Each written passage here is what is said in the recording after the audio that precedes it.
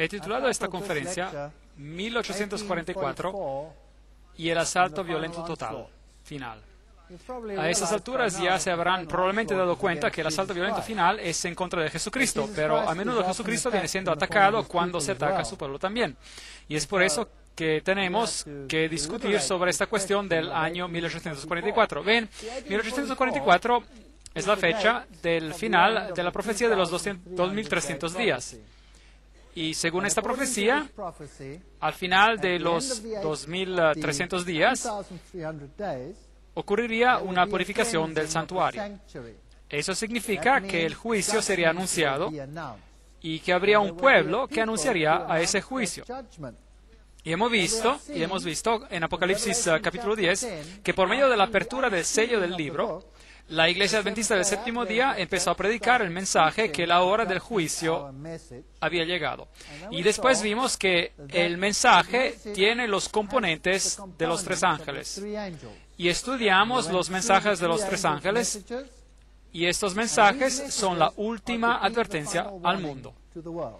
Y estos mensajes van a aumentar progresivamente hasta un clímax cuando los poderes del mundo rodearán a este sistema, y la intensidad de sus mensajes aumentará, convirtiéndose en un fuerte pregón, una última advertencia alrededor del mundo, revelando, desenmascarando los pecados de Babilonia, y a la gente se le pedirá de salirse de Babilonia. Así que la fecha de 1844 es un punto de referencia importante en la profecía, y el 1844 da crédito a este mensaje final y a quien lo presenta.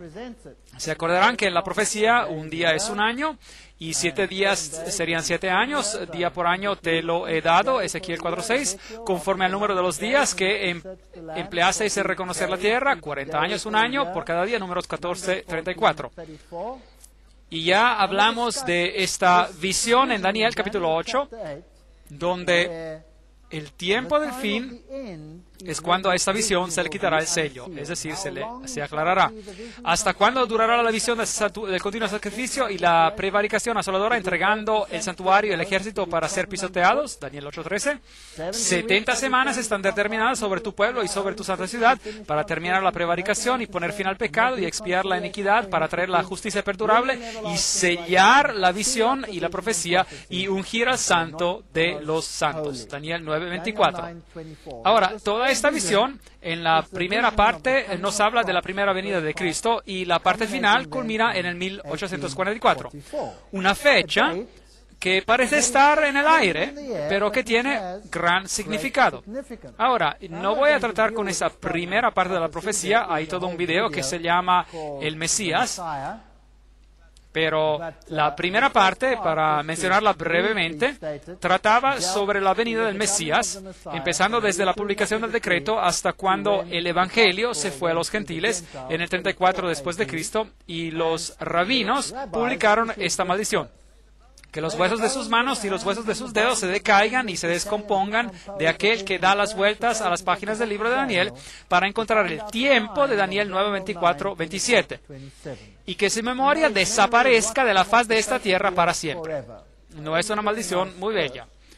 Esta es la ley talmúdica. Esto se encuentra en el Talmud. Ley talmúdica, página 978, sección 2, línea 28.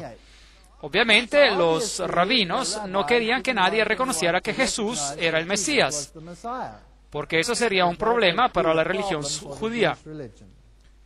Así que es un hecho muy triste que esta profecía de los 2300 días, donde la primera porción identifica al Mesías, está bajo tal maldición. ¿Ustedes creen que es posible que la última parte de la misma profecía, que introduce a un pueblo que va a querer poner a Jesucristo de regreso en su lugar correcto, estaría también bajo una maldición? ¿Es posible? ¿No creen que es posible? Yo creo que el diablo odia esta profecía más que cualquier otra, porque revela en la primera parte de la profecía quién es Jesucristo, que Él es el Mesías, y en la última parte de la profecía revela a un pueblo que predicará el Evangelio eterno al mundo y regresará Jesús a su lugar correcto.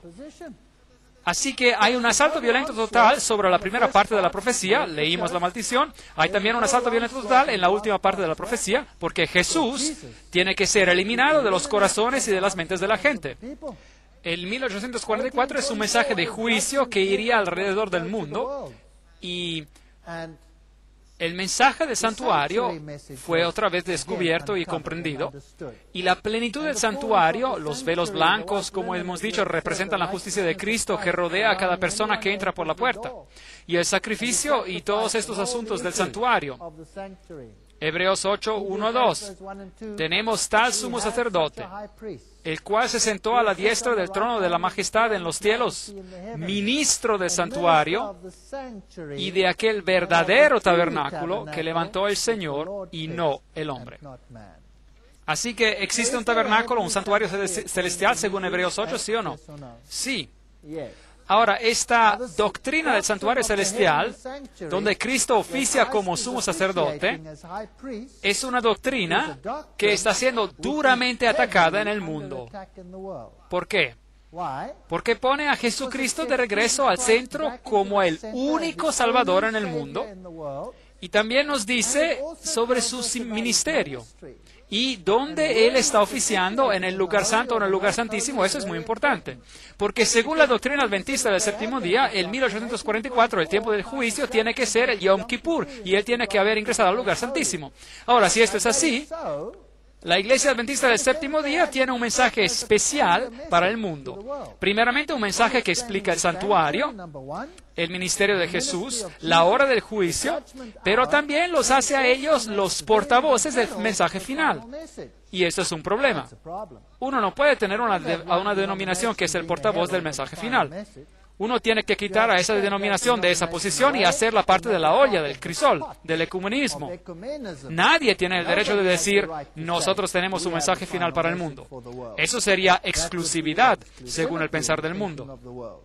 Así que la fecha de 1844 está fuertemente bajo ataque, y la doctrina de que Jesucristo entró en el lugar santísimo en el 1844 y luego el santuario será purificado, el día antitipo de la expiación, está también bajo fuerte ataque.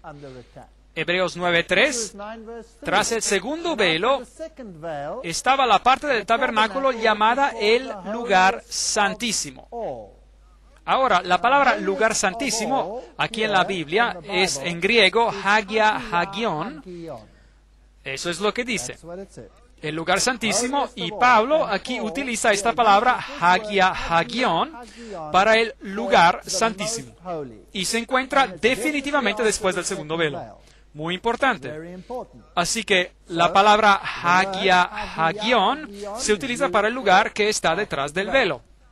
Así que hasta 2300 tardes y mañanas, luego el santuario será purificado. Daniel 8:14, 457 a.C., el decreto salió, 1844 es la fecha que resulta cuando uno suma los 2300 años a esta fecha inicial. La primera parte de la profecía aquí está dividida en 70 semanas y está cortada del resto de la profecía, y cumple tan perfectamente con el Mesías que los judíos, los rabinos, han maldecido cualquiera que estudie este texto para evitar que encuentren el Mesías. Y ahora, ¿qué hay con esta fecha de 1844? Es el anuncio del juicio, y hay un grupo particular de personas que salen de una gran desilusión, que predicarán este mensaje y que guardarán los mandamientos de Dios y se aferrarán al testimonio de Jesús. Pero Cristo, más estando ya presente Cristo, pontífice, es decir, sumo sacerdote, por su propia sangre entró una sola vez en el santuario, habiendo obtenido eterna redención. Hebreos 9, 11 a 12, Reina Valera Antigua. Y la versión King James de la Biblia en inglés antigua ha traducido la palabra santuario como lugar santo. Cristo ha venido como sumo sacerdote por su propia sangre, entró una sola vez en el lugar santo, habiendo obtenido eterna redención. Y la palabra utilizada aquí en griego es hagion, lugar santo. Y de hecho, hagion no solo significa lugar santo, puede también traducirse como santuario, así como viene citado en la Reina Valera Antigua. La versión King James en inglés antiguo lo traduce como lugar santo. El hecho importante es que cuando Jesús murió, y fue resucitado, Él ingresó en el santuario. Ahora, ¿dónde ministraba cuando ingresó en el santuario? Si hay un santuario celestial. Bueno, según lo que leímos, Él ingresó en el santuario y tiene que haber entrado en el lugar santo. Eso es lo que leemos en la King James y la versión en inglés clásico. Ahora, si Él ingresó en el lugar santo después de su resurrección, eso significa que según la tipología judía, algún tiempo después de esto, en cierta fecha, Él tiene que pasar del lugar santo al lugar santísimo. ¿No es eso correcto? Algún tiempo después de esto, en cierta fecha. Por ahora no sabemos cuál es esa fecha, pero tenemos una profecía que nos dice que después de 2300 días, el santuario será purificado. Eso significa que tenemos una fecha, el año 1844, donde Jesús podría ir del lugar santo al lugar santísimo. Esa es la única profecía sobre este asunto. Así que Cristo entró en el lugar santo o en el lugar santísimo cuando ascendió al cielo. Jesucristo se convirtió en sumo sacerdote por su propia sangre, habiendo obtenido eterna redención. Hebreos 9:12. 7 fiestas judías anuales como prototipo y antítipo. ¿Se acuerdan que las estudiamos? La Pascua, la fiesta de los panes sin levadura, la fiesta de los primeros frutos. Y estas fiestas nos hablan de cuando Jesucristo murió, cuando se quedó en la tumba y cuando resucitó. Y después hay la fiesta de las semanas, el Pentecostés. Y cuando Jesús vino por primera vez, Él pagó el precio por el pecado. Eso es lo que hizo. Y después acontecen las fiestas que anuncian el juicio. Hablamos de ellas, la fiesta de las trompetas que anunciaban el juicio. Eso representaría el movimiento que anuncia la segunda venida de Jesucristo, movimiento que empezaría en el 1844. Y si esto es correcto, y el día de la expiación, y es decir, del juicio investigativo y la fiesta de los tabernáculos, y el tiempo de este juicio investigativo es el momento en el cual estamos viviendo hoy en día. Y el 1844 es una fecha tope potente. Se anuncia el ir a la casa, la cosecha de la redención. Así que cuando Jesús vino por primera vez, Él pagó el precio por el pecado. ¿Nos llevó a todos de este terrible planeta? ¿Sí o no? No. Cuando Él regrese por segunda vez, tendremos la cosecha de la redención. Después todos los salvos serán llevados a Él. Y el día de la expiación representaba el momento anual de la purificación del santuario terrenal. Así que básicamente la doctrina dice que desde el 1844, porque esta es la única fecha que tenemos, nosotros hemos estado viviendo en lo que la Biblia llama la hora del juicio. Así que 1844, la hora del juicio, después el fin del mundo y después viene la eternidad. En aquel tiempo se levantará Miguel, el gran príncipe que está de parte de los hijos de tu pueblo, y será tiempo de angustia, y será libertado tu pueblo, todos los que se hallen escritos en el libro, Daniel 12:1. Pero recordamos que se le dijo a Daniel, cierra las palabras y sella el libro hasta el tiempo del fin, Daniel 12:4. Ahora, ya hablamos sobre esto cuando hablamos en la conferencia sobre el capítulo 10 de Apocalipsis. Así que no voy a explicar esto en gran detalle otra vez. Consta decir que el tiempo del fin venía definido en ese capítulo como el final de los 1260 días, 538 después de Cristo, supremacía papal, hasta el 1798 después de Cristo. Y después de ese tiempo, el mensaje de los 3 ángeles sería anunciado por el mundo. Ahora, ¿sabe lo que es fascinante? Es que el mundo ha cambiado algunos de estos criterios. Por ejemplo, ellos dicen que Cristo no entró en el lugar santo, pero que Él entró en el lugar santísimo. Y si usted tiene una versión moderna, eso es lo que dice. Cambiaron las palabras en la mayoría de las versiones modernas, donde la Reina Valera antigua tenía santuario y la versión antigua en inglés, King James, tenía lugar santo. Ellos cambiaron la palabra a lugar santísimo. Y ahora tenemos un problema.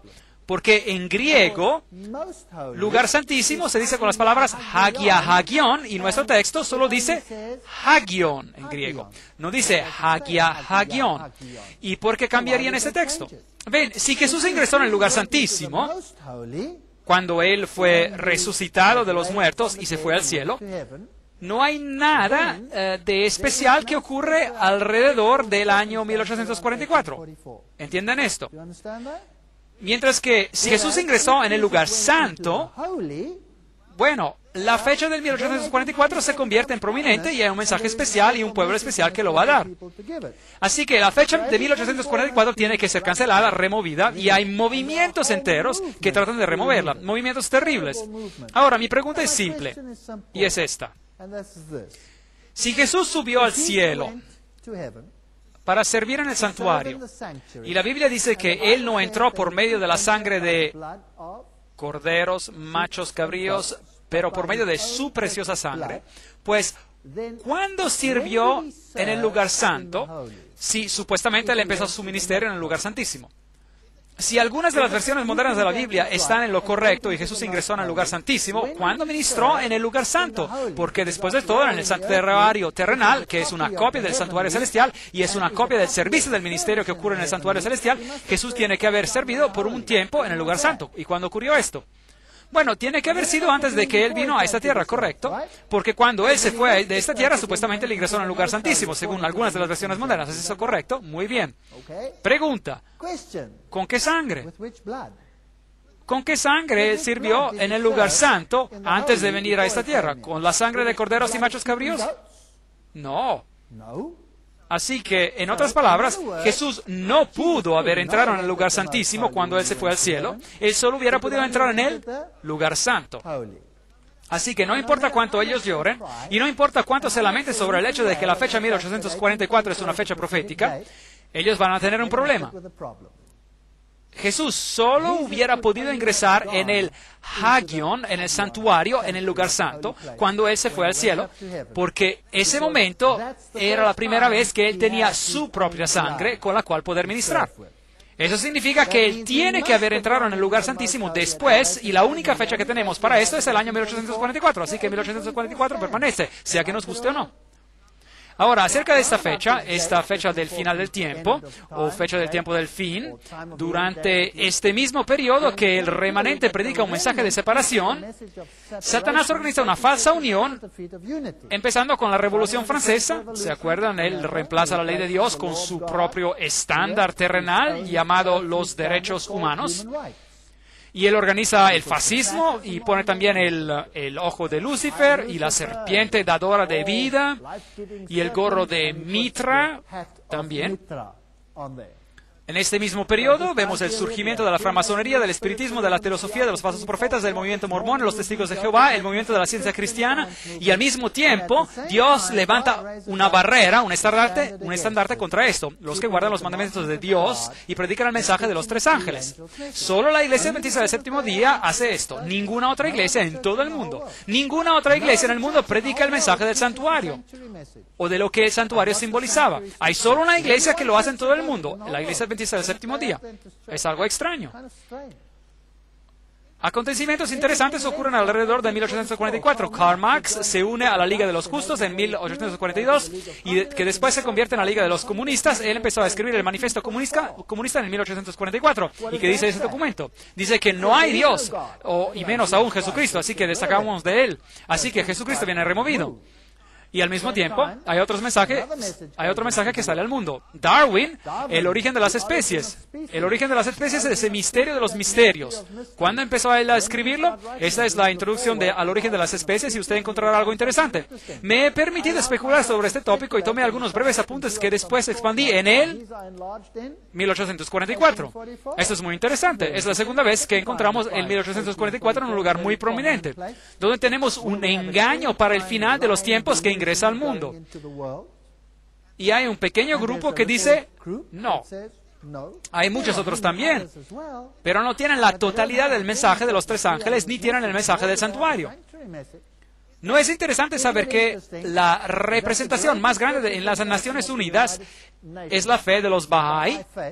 ¿Y fue fundada cuándo? Fundada por el Bab, allí está la fecha, 1844. La fe Bahá'í fue fundada en el 1844 por Baha'u'llah y fue una fe fundada por el Bab, que significa puerta. Así que en el 1844 llegamos finalmente a un punto donde el mundo está preparado para recibir a un movimiento que dirá todas las iglesias se unan. ¿Quién está detrás de este movimiento? Eso es otro asunto. Yo creo que a estas alturas ya lo hemos entendido. Porque ¿quién tiene el poder en las Naciones Unidas? ¿Ellos o el catolicismo romano? El catolicismo romano tiene el poder. Así que esa organización es solo un utensilio. Pero el 1844 es una fecha interesante. La fe Bahá'í sostiene la unidad fundamental de todas las religiones. Ese es su primer criterio. la investigación independiente de la verdad, etcétera, etcétera, y todas esas cosas interesantes. Ya hemos hablado de algunas de estas anteriormente. El lograr la paz mundial, y ya hemos hablado de esto. Bueno, yo entré en el templo de los Bahá'í y ellos tienen 3 libros allí. La Biblia, y después tienen el Corán, y después tienen los mensajes de Baha'u'lláh. Ahora, eso lo encontré interesante, así que lo leí. En el templo allí lo leí. Y encontré esta página muy interesante, así que le tomé una foto, página 217, y dice: oh pueblos y familias de la tierra que se enfrentan, vuelvan sus rostros hacia la unidad. Ven, este es el mensaje de nuestro tiempo. Y este mensaje de unidad sale al mundo ¿en qué fecha? 1844. Un mensaje de unidad. Y dejen que el resplandor de su luz resplandezca sobre ustedes. Reúnanse todos y por amor a Dios tomen la decisión de erradicar cualquiera sea la fuente de controversia entre ustedes. Y después el resplandor de la gran lumbrera mundial. Oh, me vuelvo tan nervioso cuando escucho ese nombre. ¿Y ustedes? La lumbrera mundial envolverá a toda la tierra y sus habitantes se convertirán en ciudadanos de una ciudad y serán los que ocupan solo uno y el mismo trono. ¿Y de quién será ese trono? Yo creo que será el trono de Lucifer. Esta palabra uno, con la primera letra mayúscula, ahora, si acaso no saben, uno es un acrónimo por Lucifer en el mundo oculto. Él, desde los días tempranos de su vida, no ha querido ningún otro deseo, no ha tenido ningún otro deseo que este, y continuará a abrigar ninguna otra esperanza que esta. No cabe duda ninguna que las personas de este mundo, de cualquier raza o religión, derivan su inspiración de una fuente celestial y están sujetos a un Dios. La diferencia entre las ordenanzas bajo las cuales ellos moran se tienen que atribuir a los requisitos de exegesis diferentes explicaciones de la edad en las cuales se revelaron. Todos ellos, excepto unos pocos, que son el resultado de la perversidad humana, fueron ordenados por Dios. Eso es interesante. Todos ellos en el mundo fueron ordenados por Dios, excepto unos pocos que son perversos. Me pregunto quiénes son. Ellos han sido ordenados por Dios y son una reflexión de su voluntad y propósito. Levántense y armados con el poder de su fe, quebranten en pedazos los dioses de sus vanas imaginaciones y los que diseminan el conflicto entre ustedes. Aférrense a los que los llevan a juntarse y a unirse. Difícil de imitar.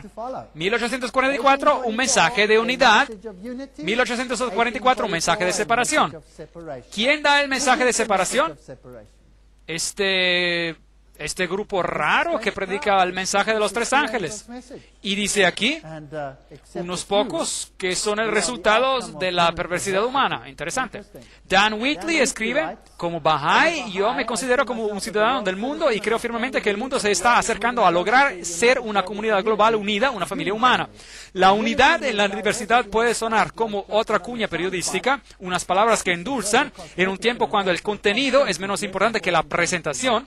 La verdad es que el concepto de la unidad en la diversidad es un concepto profundamente espiritual, es un principio fundamental de la fe de los Bahá'í y es un concepto esencial que tiene que ser considerado cuando se trata de encontrar solución a la multitud de problemas globales. Así que este grupo es la más grande representación en las Naciones Unidas. Así que este no es un, por así decir, pequeño grupo perdido en un rincón del mundo. Y ellos están allí por una razón, para tener una opinión mayoritaria. ¿Qué significa ser ecuménico? Significa todo el mundo habitado, que sirve al equivocado. Al poder equivocado, el espiritismo moderno y todos esos asuntos que hemos tratado. El séptimo ángel derramó su copo por el aire y salió una gran voz del templo del cielo, desde el trono, diciendo, hecho está. Apocalipsis 16:17. Tarde o temprano Dios va a terminar con esta mentira en este planeta. Y todas las personas como Blavatsky y Annie Besant y Alice Bailey y sus doctrinas de demonología serán expuestas por lo que son, porque ellas literalmente adoran a Lucifer, y de hecho esto fue publicado por la compañía publicadora de Lucifer, así que ¿a quién más podrán adorar? Después cambiaron este nombre a Lucis Trust, Fundación Lucis, para esconder el nombre, y son todos estos profetas extraños los que surgieron. Aquí hay otra fecha interesante, 1844. El manuscrito sinaítico, Codex Sinaiticus, viene descubierto en el monte Sinai y forma la base de todas las traducciones modernas de la Biblia que remueven a Jesucristo como Dios y como el único Salvador de la humanidad. ¿Ustedes creen que es casualidad? ¿Ustedes creen que esto es casualidad? Esto es muy extraño. Al mismo tiempo, cuando este mensaje de separación y de adorar a Dios y de darle gloria a Él, de que hay un solo Salvador y un Evangelio, una manera de ser salvo, todas esas cosas se juntan y la fecha es el año 1844. ¿Y ustedes se acuerdan de Génesis 3:15? Y pondré enemistad entre ti y la mujer, y entre tu simiente y la simiente de suya. Esta te herirá en la cabeza y tú le herirás en el calcañar. El versículo viene cambiado por el catolicismo en que ella te herirá en la cabeza. Así que aquí vemos a esta batalla interesante que se desarrolla en los últimos días. Este es Robert Mueller.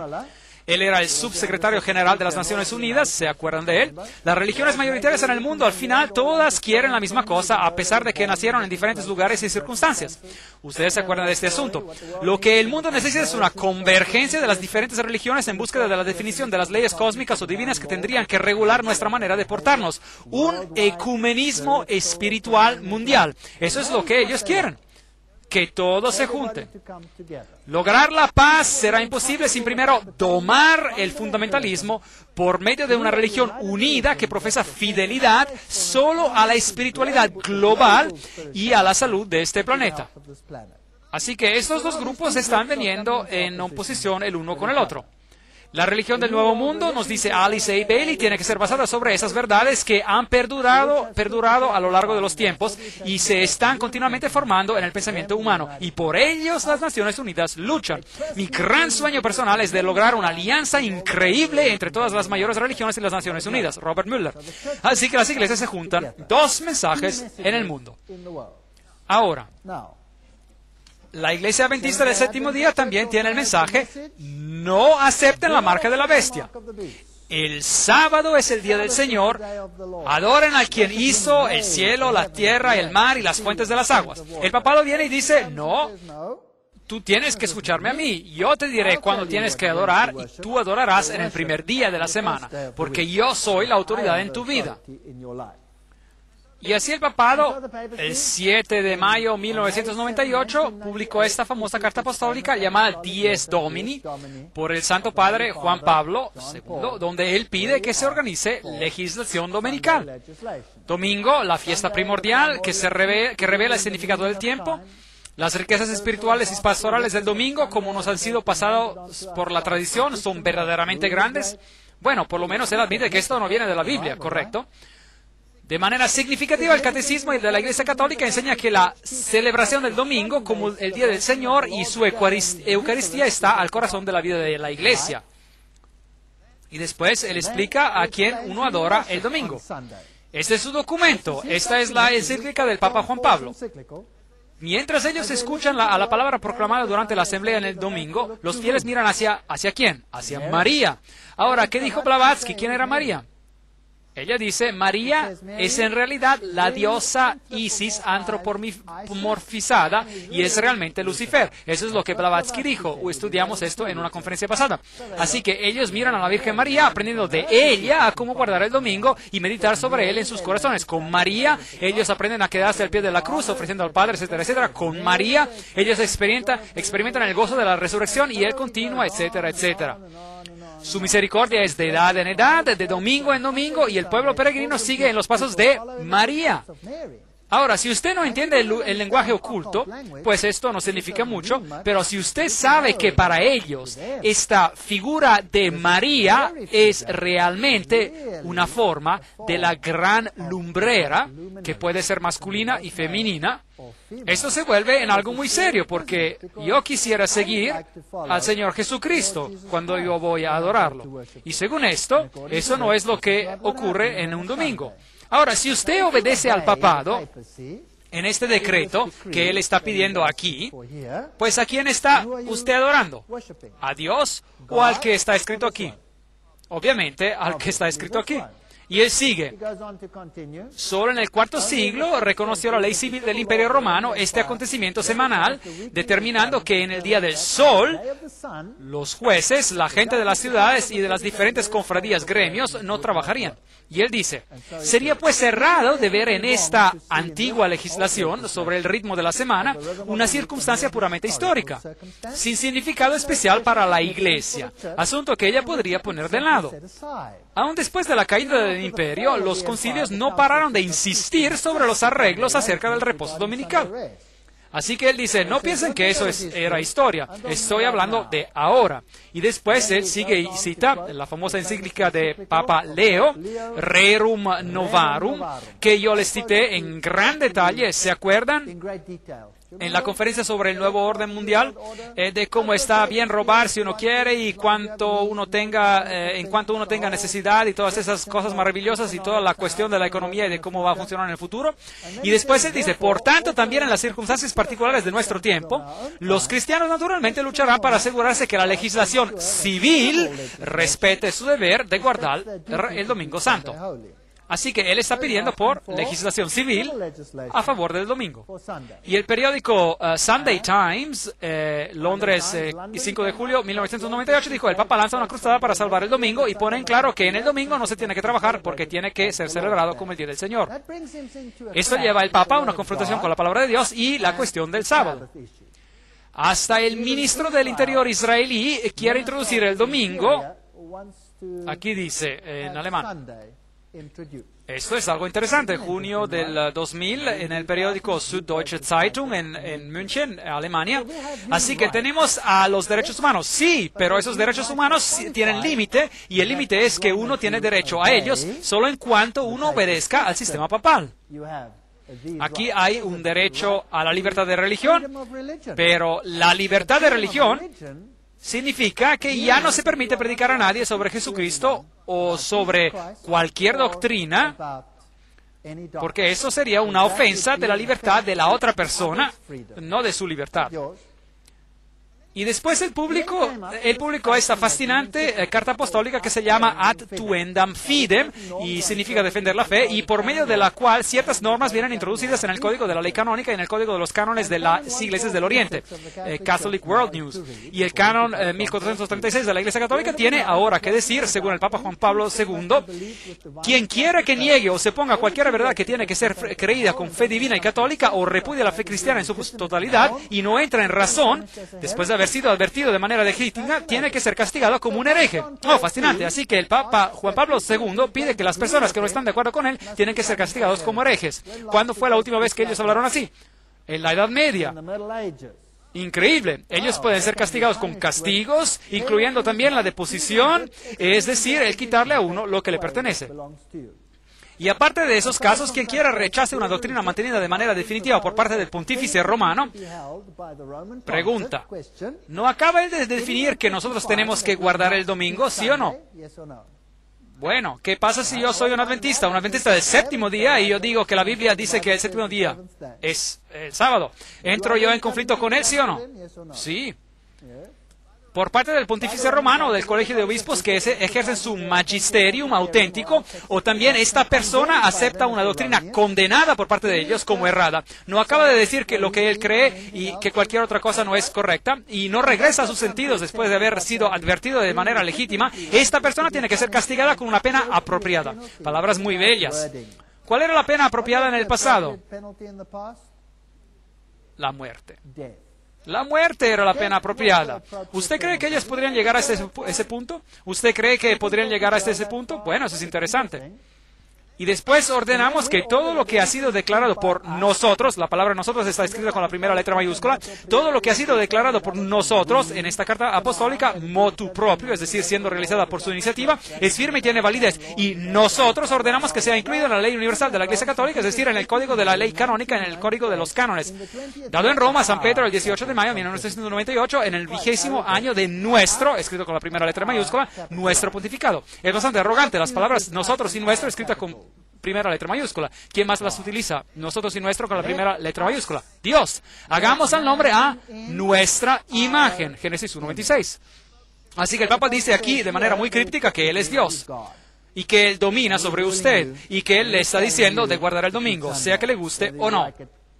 ¿Se acuerdan que cuando estudiamos Apocalipsis capítulo 10, yo les dije que hay en realidad solo dos movimientos religiosos mundiales en el mundo? Uno es el sistema católico romano y el otro es la Iglesia Adventista del Séptimo Día. El sistema católico romano predica, guarda el domingo y guarda mis mandamientos. Y la Iglesia Adventista predica, guarda los mandamientos de Dios y permanece fiel a Él. Y el sábado es una señal de la obediencia a Dios. Guarda el sábado, escuchan a la palabra de Dios y no escuchan a la palabra del hombre. Bueno, ¿se acuerdan de esto? Hecho en el 1969 por la Iglesia Católica, no fue el creador del universo en Génesis 2 de 1 a 3, pero la Iglesia Católica puede defender el honor de haber otorgado al hombre una pausa de su trabajo cada 7 días. La razón y el sentido común demanda la aceptación de una o de la otra de estas alternativas, o el protestantismo y el guardar el sábado como día santo, o el catolicismo y guardar el día domingo como santo. Un compromiso es imposible. ¿Se acuerdan de esta cita? Esta era Roma hablando. Y ella dice, el domingo es la descendencia de la Iglesia Católica, ya hemos leído de esto, y los protestantes no han tomado represalia sobre esta situación. Y siguen, usted puede leer la Biblia del Génesis al Apocalipsis y usted no encontrará ni una sola línea que autorice el domingo. Y están bien en lo correcto, lo han estudiado bien. El cardenal Gibbons conoce su Biblia. Ellos insisten que es una creación de la Iglesia Católica, es una ley de la Iglesia Católica, y los protestantes dan honra a la Iglesia Católica cuando ellos obedecen. Ahora, en la parte de las preguntas en este boletín, ellos se ocurrió en el 1942. Y tendrían que guardar el día sábado como santo. Ahora, y viene en la página web internet católico romana, immaculateheart.com, corazonimaculado.com, y fue publicada en el diciembre de 2003. No es hace mucho tiempo, ¿verdad? Bueno, déjenme leérselo. Es algo muy fascinante lo que la Iglesia Católica Romana tiene que decir hoy en día sobre este asunto.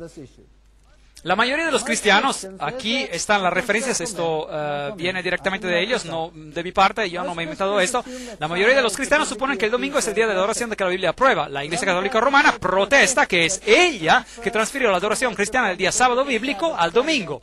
Y que tratar de argumentar que el cambio se hizo en la Biblia es algo deshonesto y una denegación de la autoridad católica. Si el protestantismo quiere basar sus enseñanzas solo en la Biblia, tendría que adorar en el sábado. Muy bien, esa es la Iglesia Católica Romana que habla hoy. ¿Usted cree que podría ir más allá? Eso sería interesante. ¿Qué más tienen que decir? Bueno, ellos volvieron a publicar este artículo que habían publicado en el 1893, del cual yo les cité en la última conferencia. Ahora, ¿por qué están publicando otra vez este artículo en su totalidad en el sitio internet católico?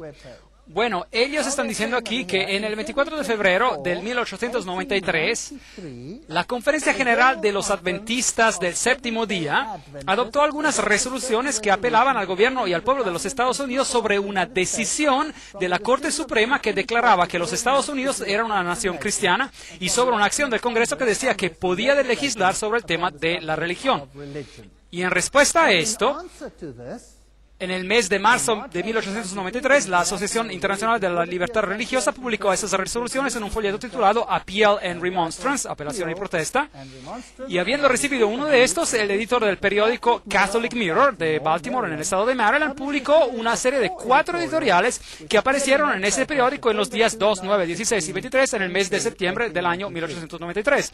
Este periódico, llamado Catholic Mirror, Espejo Católico, era el órgano oficial del cardenal Gibbons y del Vaticano en los Estados Unidos. Así que ese es un documento muy oficial que ellos publicaron. ¿Y por qué lo publicaron?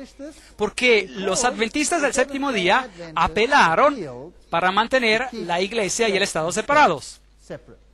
Ahora, su sitio internet, Mary Online, María en línea, vuelve a publicar ese artículo en su totalidad. Y no voy a hablar de él en detalle. Otra vez, básicamente, el artículo dice, es una buena presentación sobre el sábado. Y es un estudio maravilloso, mejor o igual a lo que cualquier erudito en la Iglesia Adventista del Séptimo Día haría. Y el estudio dice por qué el sábado es el día del Señor. Así que ellos prueban de la Biblia que el sábado es el séptimo día, es el día del Señor, para que ellos puedan alegar que lo cambiaron. Y no son tímidos sobre el hecho de haberlo cambiado, y no esconden este hecho, ellos lo admiten.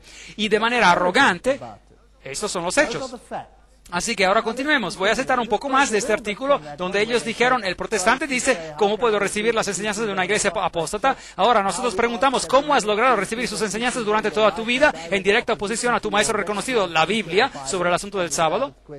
Ese fue el artículo en el 1893. Y después, los que siguen la Biblia como su guía, los israelitas y los adventistas del séptimo día, tienen el peso de la evidencia exclusiva a su lado.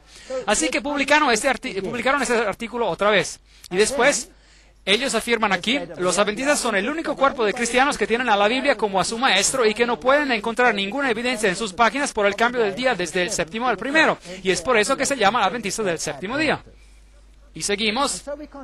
Ellos escriben aquí, no hay ningún protestante que vive hoy en día que haya jamás obedecido a ese mandamiento, prefiriendo seguir a la iglesia apóstata, entre comillas, en vez de obedecer a su maestro, la Biblia, que desde Génesis a Apocalipsis no enseña ninguna otra doctrina, si es que los israelitas y los adventistas del séptimo día están en lo correcto.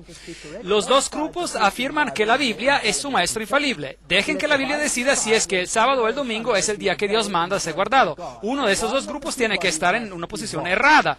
Y después ellos dan este largo estudio bíblico sobre este asunto. Y después hay una nota editorial. Y ahora, noten esta nota editorial interesante. Fue en este punto que la Reforma fue condenada por el Concilio de Trento. ¡Increíble! ¿Sabían ustedes que toda la Reforma falló al Concilio de Trento a causa del asunto del sábado? ¿Sabían ustedes esto? ¡Increíble! ¿Qué ocurrió? Interesante. Ven, los reformadores habían constantemente acusado, así como viene dicho aquí, que la Iglesia Católica había apostatado de la libertad, así como está contenida en la palabra escrita. La palabra escrita, la Biblia y solo la Biblia. Así dice el Señor, estas eran sus santos y señas constantes, y las Escrituras, así como están escritas, son el único estandarte de la apelación. Esta era la plataforma proclamada de la Reforma y del protestantismo. Las Escrituras y la tradición. Esto es lo que la Iglesia Católica decía. La Biblia, así como viene interpretada por la Iglesia y según el consenso unánime de los padres, esta era la posición y la reivindicación de la Iglesia Católica. Este era el asunto principal en el Concilio de Trento. Punto interesante. El concilio fue llamado especialmente para considerar las cuestiones que se habían levantado y habían sido forzadas a la atención de Europa por los reformadores. ¿Sabían ustedes que la Reforma hubiera podido tener éxito? Hubiera podido tener éxito. Finalmente, después de este estrés mental largo e intensivo, porque había muchos católicos que estaban preparados a renunciar a la tradición y a aceptar a la Biblia y solamente a la Biblia. Fueron asuntos de punta, bien mordaces. El arzobispo de Reggio entró al concilio básicamente con el siguiente argumento para el grupo que se aferraba solo a las Escrituras. Y él dijo, los protestantes alegan basarse solo sobre la palabra escrita. Ellos profesan a aferrarse solo a las Escrituras como su estándar de fe. Ellos justifican su rebelión con el pretexto de que la Iglesia ha apostatado de la palabra escrita y sigue la tradición. Ahora, los protestantes alegan que ellos se basan sobre la palabra escrita y esto no es verdad. El hecho de que ellos profesan de aferrarse solo a las Escrituras como su estándar es falso. Prueba de esto, la palabra escrita explícitamente manda la observancia del séptimo día como el sábado. Ellos no observan el séptimo día, pero lo rechazan. Ese fue su argumento. Si ellos verdaderamente se aferraran a las Escrituras solamente como a su estandarte, ellos estarían observando el séptimo día, así como las Escrituras lo mandan. Pero ellos no solo rechazan la observancia del sábado, así como viene mandado en la palabra escrita, pero ellos han adoptado y practican la observancia del domingo, por el cual ellos tienen solo la tradición de la Iglesia. En consecuencia, su reivindicación de que solo las Escrituras son su estandarte se derrumba, y la doctrina de la Escritura y la tradición como esencial queda establecida de manera completa, y los protestantes mismos son jueces de este asunto. Así que la Reforma falló a causa del asunto del sábado. Esto es muy interesante. Y después él sigue. Esta fue la inconsistencia de la práctica protestante comparada con la profesión protestante que dio a la Iglesia Católica la razón ansiosamente deseada y buscada por largo tiempo para poder condenar al protestantismo y a todo el movimiento de la Reforma como a una rebelión egoísta contra la autoridad de la Iglesia. Y después ellos siguieron, y esta es hoy en día la posición de las partes en esta controversia. Hoy en día, como lo demuestra este documento, este es el asunto vital sobre el cual la Iglesia Católica procesa al protestantismo y sobre el cual ella condena la dirección del protestantismo popular como siendo indefendible y que se contradice a sí mismo y suicida. Bueno, ¿qué van a hacer esos protestantes? ¿Qué van a hacer este protestantismo? ¿Qué van a hacer? Increíble, ¿qué desafío les dieron? ¿No fue acaso es un desafío? Así que la reforma falló a causa del asunto del sábado. ¿No es interesante que la Biblia dice, cuando habla sobre la iglesia de Sardis, en las 7 iglesias de Apocalipsis, dice, no he hallado tus obras perfectas delante de Dios, pero va a haber en Sardis aquellos que andarán conmigo en vestiduras blancas? Y yo creo que lo sabrá. Lutero y Melanchthon y todos estos grandes reformadores caminarán en vestiduras blancas. Ellos caminaron según la mejor luz que ellos tenían, pero ellos conocían sobre el asunto del sábado, pero ellos rehusaron dar marcha atrás. De hecho, su propia confesión de Augsburg los condenó. Ahora, veamos lo que el editor de Mary Online, este sitio internet, hizo con esta carta en el diciembre del 2003. Y tomen nota. El desafío publicado por Roma hace 100 años permanece. Estos escritos apostólicos que fueron publicados entonces, o la Iglesia Católica está en lo correcto, o los adventistas del séptimo día están en lo correcto. No puede haber otra elección. Ahora, no soy yo que digo esto, yo no lo inventé. Esta es la Iglesia Católica Romana que habla hoy en día. Y entiendo por qué yo me encuentro en esta posición. Así que, ¿a quién declaran ellos como a su opositor confirmado? ¿Qué dice la Iglesia Católica Romana? ¿Quién es el único protestante consistente?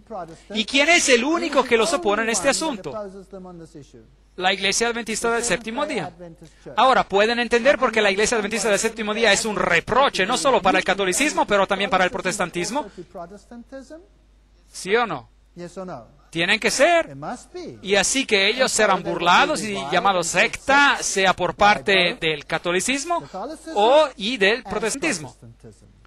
Así que, básicamente, si esto es así, yo le he estado predicando aquí, esta es la posición de la Iglesia Adventista del Séptimo Día, sin considerar lo que los otros están haciendo, y el catolicismo está de acuerdo con todo corazón, y de hecho dice el editor, no puede haber otra elección.